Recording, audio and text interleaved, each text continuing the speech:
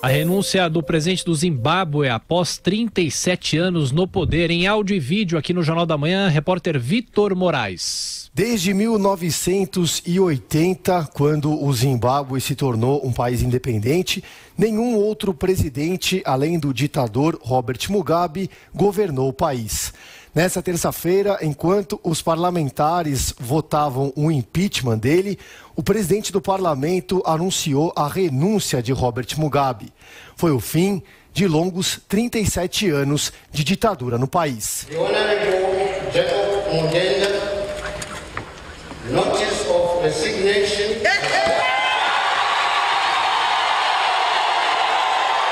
Assim como os parlamentares, milhares de pessoas tomaram as ruas da capital, Harare, para comemorar a saída do ditador de 93 anos. Na carta de renúncia, Robert Mugabe diz que a decisão de deixar o cargo visa garantir uma transição tranquila no país. Ele havia recusado a deixar a presidência na semana passada, durante uma série de negociações com as Forças Armadas que tomaram o poder e colocaram o ditador em prisão domiciliar.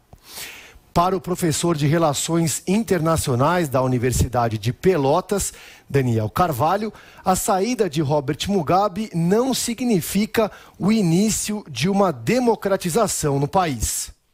Essa renúncia é uma saída honrosa para o Mugabe, que ficou isolado até mesmo pelo próprio partido, e é boa para o país porque mostra que o país não teve uma mudança inconstitucional de governo e, portanto, não vai ser suspenso pela União Africana. O cenário que se projeta, contudo, é incerteza.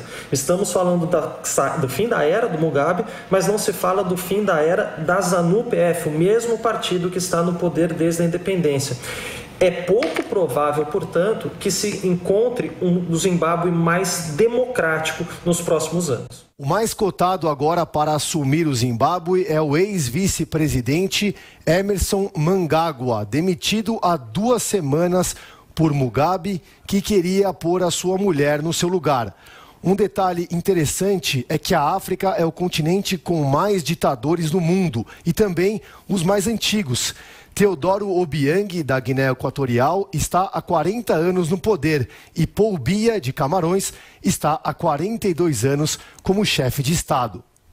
Professor, representa o quê essa saída? Você vê, como nós tínhamos comentado anteriormente, o continente africano, quer dizer, o norte da África, né?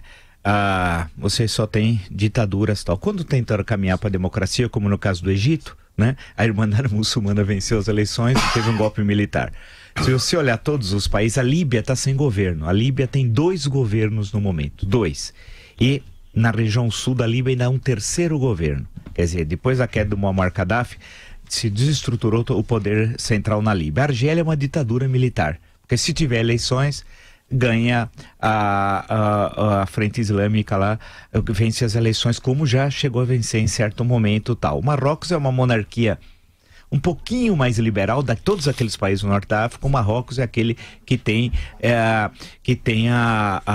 um pouquinho mais de liberdade constitucional, tem um parlamento relativamente eleito de forma democrática, mas mesmo assim é dali do norte da África onde tem um pouquinho mais de democracia. Quando você vai em direção ao deserto do Saara e ao sul, ao Sahel, e passa também pela antiga África Ocidental Francesa, aqueles países como Senegal, é tudo ditadura. Muitas vezes tem eleições. As eleições são aquelas que sempre quem está no poder continua presente no poder, ou a eleição cria um conflito entre tribos.